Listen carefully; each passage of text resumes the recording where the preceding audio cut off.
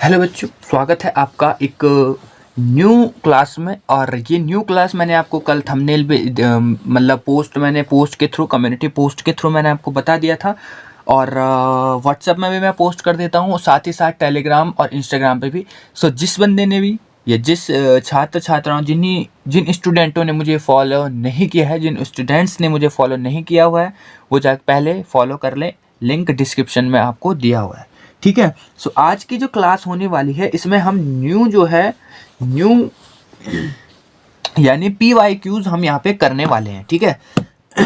PYQs में हम क्या करेंगे, जो पिछले साल के पेपर्स हैं उनको हम यहाँ पे सॉल्व करेंगे, ठीक है। सो चलिए अब ज़्यादा देर ना करते हुए, अगर आपने देखो ये PYQ और अगर आपने ये PYQ प्लस जो मैं आपको इंपॉर्टेंट क्वेश्चन की सीरीज दे रहा हूँ वो, प्लस क्लासेस जो हमारे पूरे चैप्टर पे बेस क्लासेस हो रहा है, अगर आपने वो कर लिए तो मैं आपको गारंटी देता हूँ आपके 40 से 50 नंबर तो आ ही जाएंगे। कम से कम 40 से 50 नंबर आपके आ ही जाएंगे, ठीक है।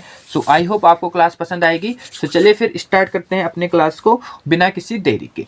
तो सबसे पहला क्वेश्चन आज का 2023 का जो हमारा सबसे पहला जो क्वेश्चन है वो क्या है, देखो बच्चों, पहला ही जो क्वेश्चन है वो क्या है। पहला क्वेश्चन हमारा कह रहा है कि NC5 is equal to NC2 है।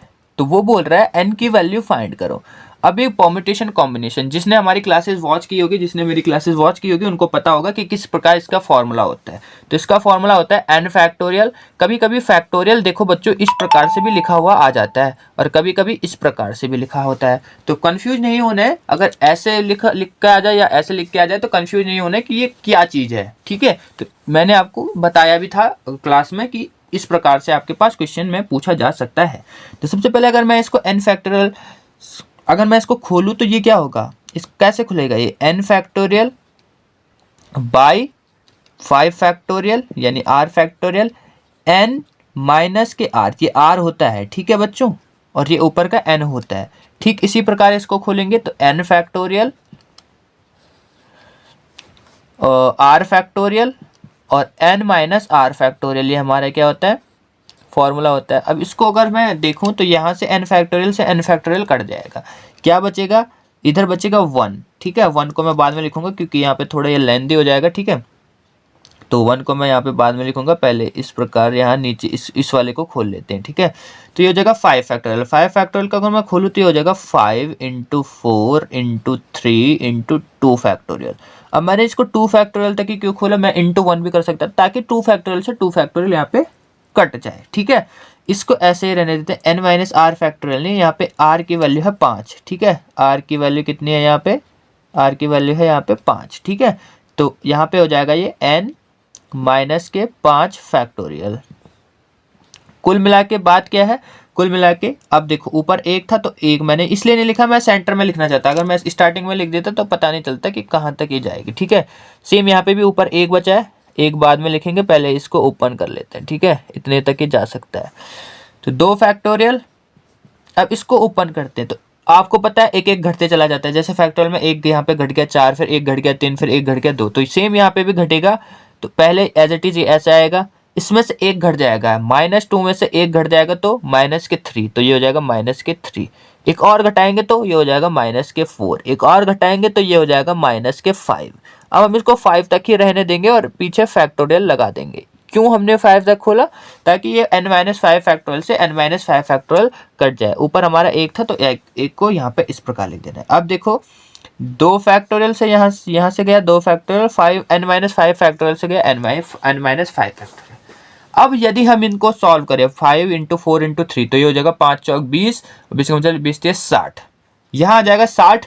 अब इनको अगर मैं मल्टीप्लाई करने चलूँ तो मल्टीप्लाई में काफ़ी टाइम लगेगा। पहले n का मल्टीप्लाई इस वाले में करो, फिर n का मल्टीप्लाई 3 में करो, फिर 2 का मल्टीप्लाई n में करो, फिर 2 का मल्टीप्लाई 3 में करो, फिर जो आएगा उसका मल्टीप्लाई पहले इस वाले में करो, फिर उसका इसमें करो, फिर जो दूसरा वाला आएगा फिर उसका n में करो, फिर उसका 4 में करो। ऐसे में कई जो है हमें टाइम लग जाएगा और सॉल्व भी काफ़ी ये डिफ़िकल्ट बन जाएगा। तो अब हम क्या करें कि ये जल्द ही, क्योंकि 2 नंबर का क्वेश्चन पूछा है तो जल्द ही ये हम इसको कर लें। तो क्या हम ऐसे करेंगे, ठीक है, क्या हम ऐसा क्या करेंगे कि जल्दी जो है ठीक हो जाए, मतलब सॉल्व हो जाए। अब देखो क्योंकि ये इक्वल है, ये पूरा इक्वल है किसके, ये पूरा इक्वल है जो हमारा ये इसके इक्वल है, ठीक है। क्यों इक्वल है, क्योंकि यहाँ पे भाई ऑलरेडी पहले ही क्वेश्चन में बोला गया है कि ये इसके इक्वल है, यानी इसका हर पद, इसका हर अंग, इसका हर पद इसके हर पद के बराबर है, इसका एक एक पद इसका इस पद के बराबर है, इसका एक एक टर्म इस टर्म के बराबर है। तो हम यहाँ से कह सकते हैं, तभी तो इक्वल होगा भाई। हम कोई चीज इक्वल कब कहते हैं, जब वो इक्वल ही होते हैं, जब 5 5 के बराबर होगा तभी हम वहां पे बराबर लगाते हैं। तो ये इसके इक्वल है, इसका मतलब यहाँ पे हर चीज इसके बराबर होगा कि नहीं होगा। तो हम यहाँ से कह सकते हैं 5 बराबर होगा इस वाले पद के, 4 बराबर होगा इस वाले पद के, और 3 बराबर होगा इस वाले पद के। आप कहेंगे ठीक है सर जी ये सही, हाँ आप सही कह रहे हो। तो हम लिख सकते हैं यहाँ से n-2 इज इक्वल टू कितना 5, same n-3 is equal to 4, और same n-4 is equal to, यहाँ पे सेम लिख सकते हैं कि नहीं लिख सकते, आप कहोगे हाँ। अब देखो आपको इसको सॉल्व कैसे करना है, पहले आप n-2 इज इक्वल टू 5 लेंगे, फिर इसको सॉल्व करेंगे, फिर n- ये लेंगे, फिर इसको सॉल्व करेंगे, फिर इसको सॉल्व करेंगे। मैं यहाँ पे इसलिए नहीं कर रहा, मैं यहाँ पे इसको लाइन वाइज नहीं कर रहा क्योंकि यहाँ पे मेरे को थोड़ा जो है स्पेस कम है, ठीक है। तो n-2 अगर हम यहाँ से करेंगे तो n की वैल्यू मिल जाएगी मुझे 7, यहाँ से n की वैल्यू मिल जाएगी मुझे कितनी 7, यहाँ से n की वैल्यू मिल जाएगी मुझे कितनी 7। तो तीनों जो है सेम ही है, इसलिए n की जो है वैल्यू कितनी आ जाएगी, n की जो वैल्यू आ जाएगी वो आ जाएगी 7। इस प्रकार 2 नंबर का ये सवाल था और ये इस प्रकार से यहाँ पे आपका होगा, ठीक है। आई होप आपको ये क्लास यहाँ पे अच्छी पसंद आई होगी, ठीक है। सो अब नेक्स्ट क्वेश्चन करेंगे, ऐसे नहीं कि एक क्लास में हम एक ही क्वेश्चन करेंगे, ऐसे तो फिर हमें एक PYQ को सॉल्व करने के लिए पता नहीं कितनी क्लासेस यहाँ पे लगानी पड़ेंगी। तो अब देखो सेकंड क्वेश्चन हम करते हैं। सेकंड क्वेश्चन आपके स्क्रीन पे, मैं आपको स्क्रीन पे यहाँ पे एडिट करके आपको स्क्रीन पे दे दूंगा, ठीक है। सेकंड क्वेश्चन क्या कह रहा है बच्चों, देखो सेकंड क्वेश्चन हमारा कह रहा है कि x की power 4 by x cube plus 1 कह रहा है इज अ प्रॉपर फ्रैक्शन। क्या ये ट्रू है या फॉल्स है, क्या ये प्रॉपर फ्रैक्शन है या नहीं है, ये एक सामान्य या उचित भिन्न है या नहीं है। देखो सामान्य लिख के भी आ सकता है और उचित लिख के भी आ सकता है, इंग्लिश में देखो प्रॉपर ही है, ठीक है। तो ये देखो एक सामान्य भिन्न नहीं है, ये असत्य हो गया, ये आप असत्य पे इसको टिक करेंगे, ठीक है, फॉल्स है ये। क्यों ये फॉल्स है, आपको पता है प्रॉपर फ्रैक्शन में जो डिनोमिनेटर होता है, जो हर होता है उसमें जो घात होती है, जो पावर होती है वो ऊपर वाले की पावर से जो है ज्यादा होती है, लेकिन यहाँ पे उल्टा है, यानी ये कुल मिला के इम्प्रॉपर फ्रैक्शन है। और इम्प्रॉपर फ्रैक्शन है, अब यहाँ पे मैं प्रॉपर फ्रैक्शन पूछा है कि क्या ये प्रॉपर है या नहीं है, तो क्योंकि ये इम्प्रॉपर है तो यानी ये प्रॉपर नहीं है, तो हम असत्य पे इसको टिक लगा देंगे, ठीक है। पार्शियल फ्रैक्शन का ये आंशिक भिन्न का ये क्वेश्चन था, 2 नंबर का था और आपको बस टिक मारना था, 2 नंबर आपको ऐसे ही मिल जाने थे।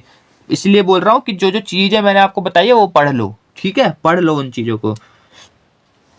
अब देखो थर्ड क्वेश्चन आपकी स्क्रीन पे क्या कह रहा है, ब्रैकेट के अंदर है एक एक्सप्रेशन दिया है इन्होंने 4x माइनस के 7y और इसकी घात में है माइनस की 1/2। अब बोल रहा है कि इसकी एक्सपेंशन में, इसके प्रसार में कितने पद होंगे, कितने टर्म होंगे, how many terms are there in the expansion of this, ठीक है। तो कितने पद होंगे, मैंने आपको कहा था जब भी किसी बाइनोमियल एक्सप्रेशन, किसी भी द्विपद प्रमेय की घात में, की पावर में या माइनस या इन दोनों में से कोई एक हो या दोनों ही क्यों ना हो, तो मैंने आपसे कहा था इसके एक्सपेंशन में हमेशा इनफाइनाइट टर्म होते हैं बच्चों। कितने टर्म होते हैं, इनफाइनाइट टर्म होते हैं, इनफाइनाइट पद होते हैं। बस आपको केवल इतना लिखना था इनफाइनाइट, उत्तर नंबर 3 डाल के लिखना था इनफाइनाइट पद, बस 2 नंबर आपके पक्के, ठीक है, ओके। और फोर्थ क्वेश्चन की तरफ बढ़ते हैं। फोर्थ क्वेश्चन आपकी स्क्रीन पे बोल रहा है कि क्या बोल रहा है कि आपको एक यहाँ पे डिटर्मिनेंट दिया हुआ है, एक सारणिक दिया हुआ है, इसको हम इस प्रकार से लिखते हैं, कोई सारणिक, इसको नाम दे देते हैं ए, इसको इस तरीके से लिखते हैं और पढ़ते हैं इसको डिटर्मिनेंट ऑफ ए। इस प्रकार से आपको यहाँ पे आंकड़े दिए हुए हैं 4 2 1 1। अब देखो किस तरीके से आपको इसको क्या करना है, सॉल्व करना है, ध्यान से इस चीज को यहाँ पे देखो, ठीक है। आपको यहाँ पे सबसे पहले क्या करना होता है बच्चों, देखो आपको यहाँ पे सबसे पहले क्या करना होता है, एक मिनट मैं पहले PDF यहाँ पे ओपन कर लेता हूँ जो हमारा उसका था पेपर का, ठीक है। आपको यहाँ पे सबसे पहले क्या करना होता है, देखो कभी भी आप जब डिटर्मिनेंट को सॉल्व करते हो तो आपका पहला पद हमेशा पॉजिटिव होता है, दूसरा नेगेटिव, फिर पॉजिटिव, फिर नेगेटिव, फिर पॉजिटिव, फिर नेगेटिव, ऐसे इसमें होता रहता है, ठीक है। ऐसे इसमें होता रहता है, पहला पद हमेशा पॉजिटिव होता है, सेकंड हमेशा नेगेटिव होता है, इस चीज़ को हमेशा ध्यान रखना है, ठीक है। तो पहला हमेशा पॉजिटिव होगा, लिखने की जरूरत है नहीं।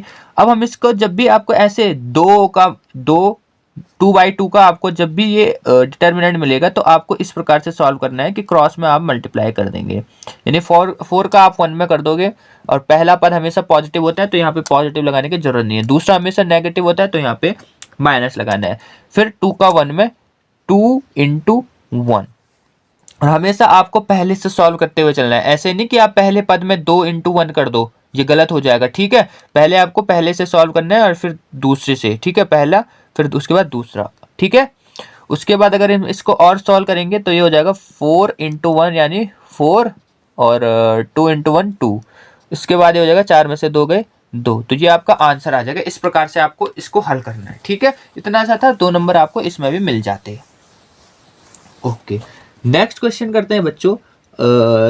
4 क्वेश्चन हो गए, 5 ही क्वेश्चन आज करते हैं और फिर 5 अदर क्वेश्चन नेक्स्ट वीडियो हम लेके चलेंगे, ठीक है। तो 5वां क्वेश्चन हम करते हैं। पांचवा प्रश्न आपके स्क्रीन पे कह रहा है कि साइन कितने की वैल्यू फाइंड करनी है, 1920 की वह हमें फाइंड करनी है।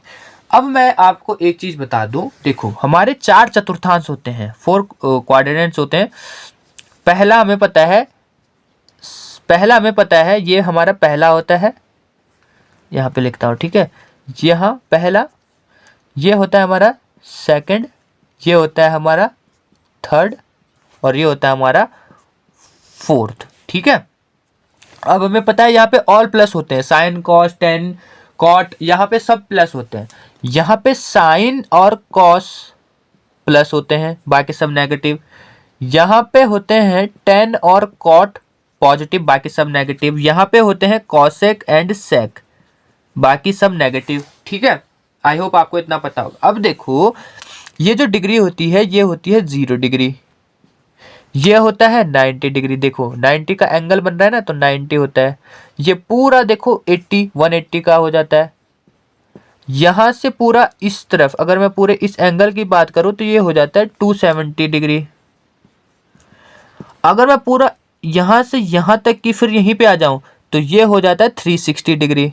हो जाता कि नहीं हो जाता, पूरा एक चक्कर मार दूं तो आपको पता है ये बन जाता है एक सर्कल, और सर्कल आपको पता है 360 डिग्री का होता है। तो यहाँ पे ये 0 डिग्री भी है और 360 डिग्री भी है। जब आप पूरा एक चक्कर मार के आ जाओगे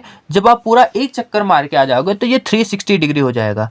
फिर आप दूसरा चक्कर मार के आओगे तो ये 360 × 2 डिग्री मतलब इतने का हो जाएगा। फिर एक और मारोगे तो 80 3 का मल्टीप्लाई हो जाएगा। मतलब एक चक्कर मारने पे 360 डिग्री हो जाता है, 2 चक्कर मारने पे फिर 2 का मल्टीप्लाई, 3 चक्कर मारने पे 3 का मल्टीप्लाई। अब मैंने आपको ये क्यों समझाया, इसके पीछे एक कारण है बच्चों। अब देखो यहाँ पे जो हमें वैल्यू दी गई है ये बहुत बड़ी वैल्यू है, ये 360 डिग्री से बहुत बड़ी वैल्यू है, 360 डिग्री से बहुत बड़ी वैल्यू। तो जब आपको 360 डिग्री से बड़ी वैल्यू का मान निकालने के लिए बोल दिया जाए, कि वैल्यू निकालने के लिए बोल दिया जाए, तो आप क्या करोगे, उसको हमेशा 360 डिग्री के मल्टीपल में सॉल्व करोगे, ठीक है। अब इसको 360 डिग्री के अगर मैं मल्टीपल में सॉल्व करूं तो पहले मैं इसको 360 से डिवाइड कर देता हूं, ताकि हमें पता चल जाए कि कितना मल्टीपल करना है, कितनी बार कितने टाइम इसमें मल्टीपल करना है। 0 से यहाँ पे 0 चला जाएगा, इससे अगर मैं करूँगा 3 6 18 6 ज़्यादा हो जाएगा, 5 से करता है एक बार, तो ये हो जाएगा कितना, 5 6 30, 5 6 30 और 5 3 15 16 17 18 180 डिग्री। तो ये 5 बार जा रहा है 180 डिग्री, 180 डिग्री। और नीचे कितने आ रहा है 2, और 9 में से 8 गए कितना, 9 में से 8 गए कितना, ये हो जाएगा 1800 ना। इस 0 को इस 0 से नहीं काट रहा, मैं पूरा डिवाइड करते कर रहा हूँ।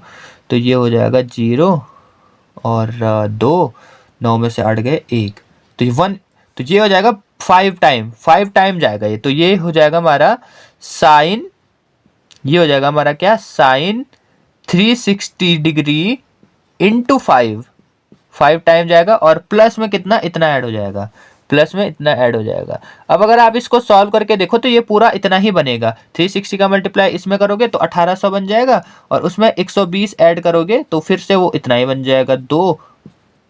ठीक है, तो इसको हमने इस फॉर्म में तोड़ दिया। अब क्यों तोड़ा, ताकि ये हमें वापस से मिल जाए। ठीक है, अब देखो वापस से क्या मिल जाए, वापस से हमें मतलब हमें सॉल्व करने में आसानी हो जाए। अब देखो 360 डिग्री इंटू 5 का तो कोई अर्थ है नहीं। क्यों अर्थ नहीं है, क्योंकि ये पूरा क्या बन जा रहा है, क्योंकि ये पूरा जीरो बन जा रहा है। क्योंकि ये देखो जीरो जीरो के सामने आ जाएगा पूरा 360, यानी इसकी वैल्यू जीरो के बराबर हो जाएगी।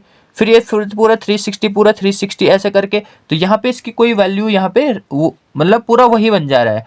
तो ये हमारा मतलब जो हमें मिलके आएगा वो ये आएगा, यानी साइन 120 डिग्री हमें यहाँ पे मिलेगा इसकी वैल्यू। क्योंकि देखो यहाँ पे आए, अब यहाँ से हमने फिर 120, देखो 1920 का मतलब क्या हुआ, 1920 का मतलब क्या हुआ, 1920 का मतलब ये हुआ कि हम 360 बार बार जा रहे हैं और यहीं पे पहुंच रहे हैं, 5 बार हम यहीं पे पहुंच रहे हैं। फिर जितना बच रहा है हम 120 डिग्री जा रहे हैं, मतलब यहाँ कहीं जा रहे हैं। तो यहाँ पे इसकी वैल्यू हमें फाइंड करनी है, इस चीज की हमें यहाँ पे क्या करनी है, वैल्यू फाइंड करनी है। क्योंकि यहीं पे तो पहुंच रहा है पूरा 1920 जो हो रहा है, पूरा 1920 जो हो रहा है वो यहीं पे पहुंच रहा है 120 के करीबन। ठीक है, लास्ट तो 120 ही आ रहा है, 120 के सामने ही जा रहा है, वो इतना चक्कर काट के वो लास्ट 120 के सामने पहुंच रहा है। तो हमें 120 की वैल्यू यहाँ पे फाइंड करनी पड़ेगी। इसका मतलब ये, अगर 120 की वैल्यू आ गई तो मतलब इसकी वैल्यू भी आ गई। आई होप आप इस चीज को यहाँ पे समझ गए होंगे। अब 120 भी हमें पता नहीं है, अब क्या करें, अब हम इसको और तोड़ देते हैं। और कैसे तोड़ सकते हैं, हम इसको 2 पार्ट में डिवाइड कर दो, 90 plus 30, 90 plus 30, 90 degree plus 30 degree. अब आपको पता है साइन 90 प्लस थीटा, आपको पता है क्या होता है, साइन 90 प्लस थीटा, देखो 90 और 30 120 होता है, तो साइन 90 प्लस थीटा होता है कॉस थीटा। थीटा की वैल्यू यहाँ पे 30 है। और अब आपको पता है कॉस 30 की वैल्यू होती है root under root 3/2। I hope आपको ये क्वेश्चन अच्छा लगा होगा। तो आज हमने 5 क्वेश्चन कर लिए, 5 क्वेश्चन अगले क्लास में, और ऐसे ऐसे करके हम पूरा जो है इस क्वेश्चन पे PYQ को हम सॉल्व कर लेंगे 2023 का। ठीक है, तो आई होप आपको ये क्वेश्चन अच्छे लगेंगे, पूछे जा सकते हैं, इसलिए इनको अच्छे से कर लेना, देख लेना। तो मिलते हैं फिर नेक्स्ट क्लास में, तब तक के लिए बने रहेगा हमारे चैनल UKT पाठशाला में।